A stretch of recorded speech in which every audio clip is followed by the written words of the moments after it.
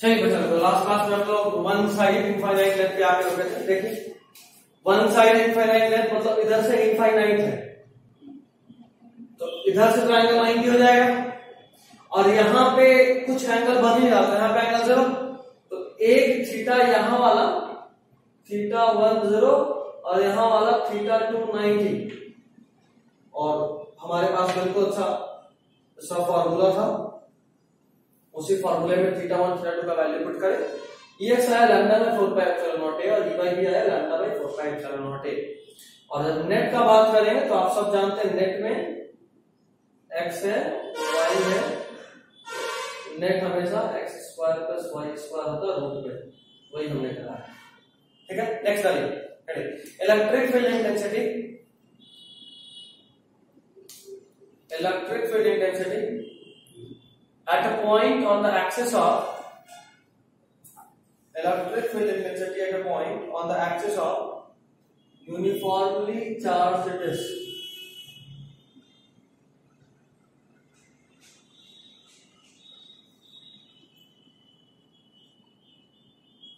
At an axis of uniformly charged disk.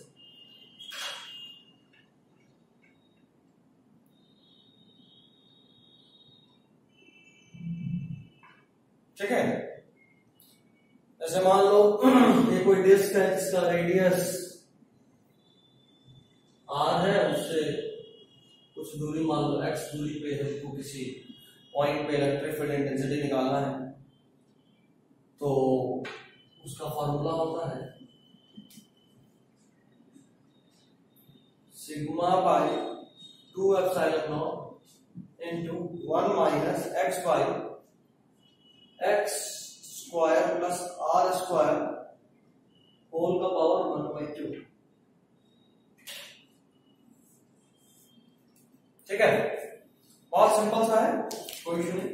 Sigma by 2 epsilon naught into 1 minus x by x square plus r square whole का power 1/3। थोड़ा कम important है लेकिन इसके भी हम question बनते देखे हैं। हाँ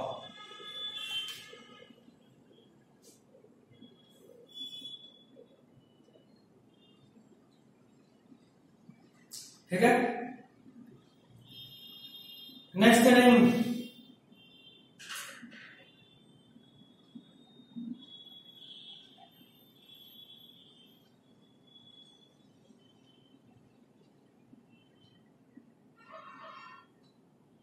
electric dipole when placed in uniform electric field. Electric dipole when placed in uniform electric field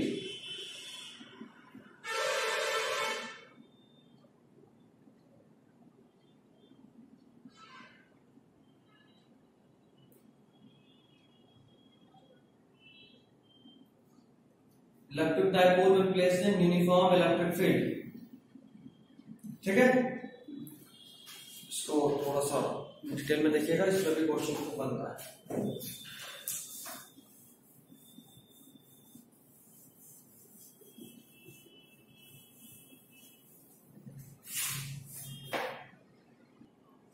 देखिए बच्चों, अब हम लोग बात कर रहे हैं कि एक डाइपोल का एक्सटर्नल इलेक्ट्रिक फील्ड में होने का क्या फर्क पड़ता है। देखो बेटा, डाइपोल का मतलब ही एक पॉजिटिव चार्ज और एक नेगेटिव चार्ज का कॉम्बिनेशन जो टू डिस्टेंस से सेपरेट होगा। देखो हमने पढ़ा था कि किसी भी चार्ज पे इलेक्ट्रिक फील्ड इंटेंसिटी उस तरफ फोर्स लगाता है या उसका डायरेक्शन उसी तरफ होता है जिस तरफ पॉजिटिव की तरफ फोर्स लगेगा। तो अगर ये पता है कि इलेक्ट्रिक फील्ड इंटेंसिटी का डायरेक्शन इधर मतलब पॉजिटिव की तरफ इधर फोर्स लगेगा और F is equal to E is equal to F by Q था discharge. F is equal to E into Q, वही है QE।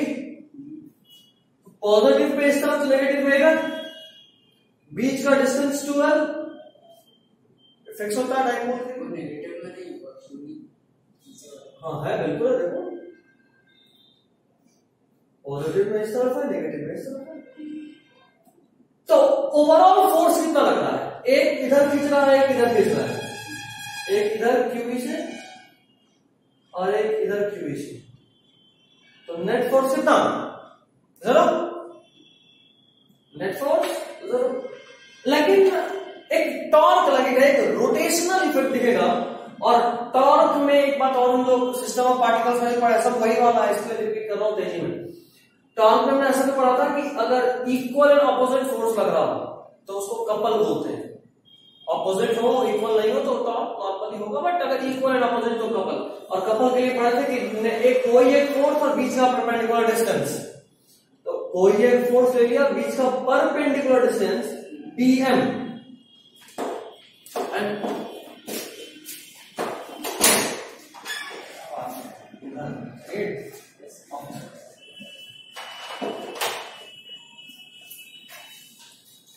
और bm जो फोर्स है मतलब जो लेंथ है, इसको निकालने का तरीका 2l ऐसे तो साइन थीटा, और अगर इधर निकाला होगा तो कॉस थीटा। तो हमको तो ये डिस्टेंस चाहिए परपेंडिकुलर, तो it writing as q into 2l sin theta. और वहां से मैं सॉल्व करा तो टॉर्क आया pe, क्योंकि q into 2l, ये क्या बन गया p, है ना, और e sin थीटा बच गया। तो p sin theta, p sin theta को p क्रॉस e लिख सकते हैं, यहां से आया। और ध्यान रहे ये मल्टीप्लाई नहीं है, ये हम बार बार बोलते हैं, बार बार कंफ्यूजन हो जाता है, साफ साफ लिखना चाहिए। और डायरेक्शन हमेशा आप बताए थे, क्रॉस जब भी दिखे राइट हैंड तंदूर लगा देना। टॉर्क के मैग्नीट्यूड का बात करें तो आप जानते हो क्रॉस वर्ड कुछ भी हो तो p sin थीटा का तो sin थीटा लगा दो तो मैग्नीट्यूड आ जाएगा। तो 0 और 180 के सोचो, 0 और 180 दोनों में sin थीटा का वैल्यू 10 होता है, तो ओवरऑल टॉर्क कितना 0। मतलब अगर P और E के बीच में एंगल 0 हो या 180 हो, मतलब अगर ये है तुम्हारा E और इसके ऊपर जो डाइपोल है वो या तो ऐसे है, इधर पॉजिटिव और इधर नेगेटिव, तो एंगल बीच का 0, और इधर पॉजिटिव इधर नेगेटिव, तो एंगल बीच का 180। उल्टा इस बार ये है तुम्हारा P और ये है E, तो बीच का एंगल, पिछली बार P भी इधर E भी इधर, तो बीच का एंगल बनाएंगे। एंगल देखो इधर एंगल ये नहीं है, एक्चुअली ये बीच में एंगल कुछ बनाएंगे तो 0। समझने वाला बात ये है कि दोनों केस में टॉर्क 0, मतलब अगर सेम लाइन में लाई कर गया डाइपोल तो overall torque 0। And we are talking about theta 90 degree, theta 90 degree. अगर आप थीटा 90 डिग्री का सोचोगे तो साइन थीटा का मैक्सिमम या साइन का maximum value theta is equal to 90 पे होता है, तो थीटा इज इक्वल टू 90 के लिए अगर हम सोचेंगे तो for theta is equal to 90 torque maximum होगा और वो होगा Pe, क्योंकि साइन थीटा 1 के बराबर हो जाएगा। ठीक है, चलिए कैसे यहां तक कोई दिक्कत नहीं। नेक्स्ट आपका हेडिंग होगा potential energy, change in potential energy. देखिएगा बच्चों लोग, बहुत important concept about change in potential energy. और यहाँ एक पॉइंट और हम चाहिए आप ऐड कीजिए, इसका प्रूफ भी इंपॉर्टेंट है फॉर रोज। तो मैंने आपको जो लेक्चर भेजा है वहां से इसके प्रूफ पे थोड़ा ज्यादा फोकस करिए। देखो पहले कोई डाइपोल ऐसे है, ठीक है, और आप इसको मूव करके कैसे करेंगे, समझ रहे हो, आपने डाइपोल को मूव करा है। ध्यान देने वाला बात यह है कि एंगल चेंज जो हुआ आपने उसे डी थीटा माना, ये एंगल थीटा पे माना, तो उस केस में जो चेंज इन पोटेंशियल एनर्जी आता है वो आता है Pe cos theta 1 minus cos theta 2। पहले जो था वो cos थीटा 1, अब बोलो सर cos थीटा 1 को आपको दिखाई नहीं कभी, ये देखो ये है थीटा 1 इनिशियल थीटा और ये है थीटा 2 बाद का थीटा, समझ रहे हो। अब अगर ये थीटा 180 के बराबर होता है, अच्छा एक बात हमने ग्रेविटेशन में भी ऐसा करा था कि अगर हम डेल्टा यू का बात कर रहे हैं, मतलब हम चेंज का बात कर रहे हैं, you final minus you initial, और फाइनल अगर 90 हो तो एक को हम 0 मान के हटा सकते हैं। अब देखना थीटा अगर 180 के बराबर हो, अच्छा एक और बात, अगर हम सिर्फ यू का बात करें तो Pe cos थीटा आएगा, सिर्फ यू का बात करें क्योंकि यू फाइनल को 90 मान के हटा रहे हैं, कि 0 से 90 पे लेके गए या किसी एंगल से 90 पे लेके गए, ऐसा जैसा कि वहां ग्रेविटेशन में करे। थीटा जब 180 होगा तो ये ओवरऑल देखो पोटेंशियल एनर्जी का फॉर्मूला होता है माइनस के साथ, अगर सिर्फ पोटेंशियल एनर्जी का बात करो, ऐसा सिर्फ पोटेंशियल का बात चेंज ये है, सिर्फ पोटेंशियल तो माइनस।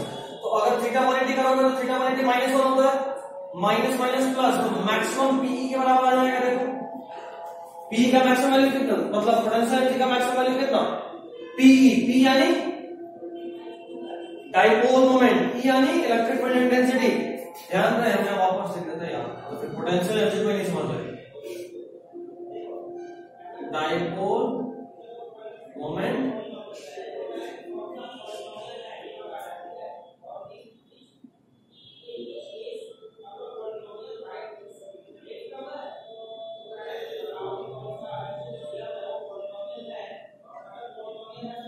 इलेक्ट्रिक फील्ड, ठीक है, डाइपोल मोमेंट और इलेक्ट्रिक फील्ड इंटेंसिटी। आगे समझो, थीटा 180 के बराबर है तो -1 PE minus PE into -1 maximum आएगा, और अगर थीटा 0 है तो यू थीटा करेंगे तो माइनस पी और 0 यानी 1 कॉस में मिनिमम आएगा कि माइनस पी के बराबर है। देख रहे हो यहाँ plus P maximum minus P minimum, देख लो डिफरेंस। अब सुनो, दोनों ही केस में चाहे आप 0 पे रखो या 180 पे रखो इक्विलिब्रियम होगा, क्योंकि कोई टॉर्क नहीं लग रहा, फोर्स तो हमेशा ही 0 लगता है डाइपोल पे। लेकिन जब थीटा 0 है ना तो वो स्टेबल है, यानी अगर आप थोड़ा बड़ा मूव भी करोगे फिर भी वो वापस अपने ओरिजिनल पोजीशन पे आ जाएगा।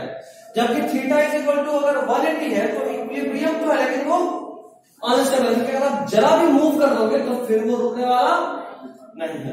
ध्यान देने वाला बात है, यू मिनिमम में स्टेबल है, यू मैक्सिमम में,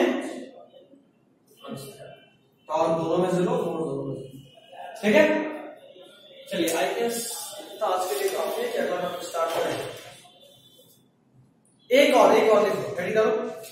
ऑस्किलेशन ऑफ अ डाइपोल, देखो इसी वाले केस में जब हम बात कर रहे हैं मिनिमम का मतलब स्टेबल, यानी वो अगर आप इसको जैसे मान लो इधर देखो, अगर मान लो आप इसको यहां से डिस्प्लेस करे भी, फिर भी इस पे फोर्स इधर लगे और घूम के इधर आ जाए, फिर वापस जब इधर पहुंच गया तो फोर्स इधर लगना शुरू और फिर इधर ऑस्किलेट करना चालू हो जाएगा, उसी का बात कर। देखिए oscillation of a dipole when disturbed from stable equilibrium,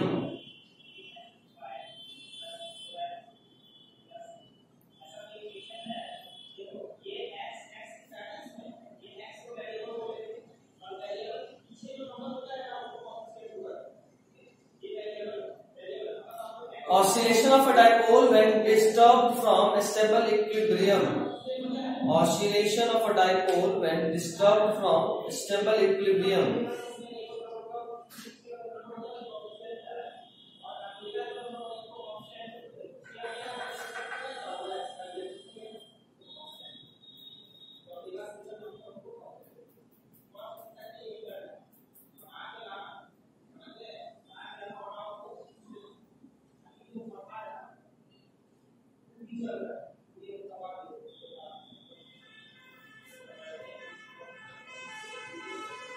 देखिएगा सीधा से आपको उसका टाइम पीरियड ही जानना है, 2 पाई आई बाई ई। आई क्या है, मोमेंट ऑफ इनर्शिया, पीई क्या है,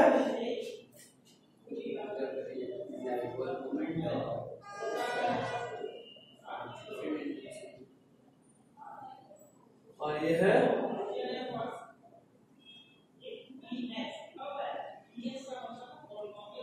डाइपोल मोमेंट, और ये है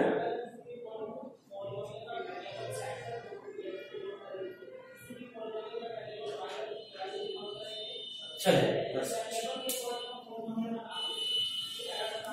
आज के लिए इतना ही। एक और क्या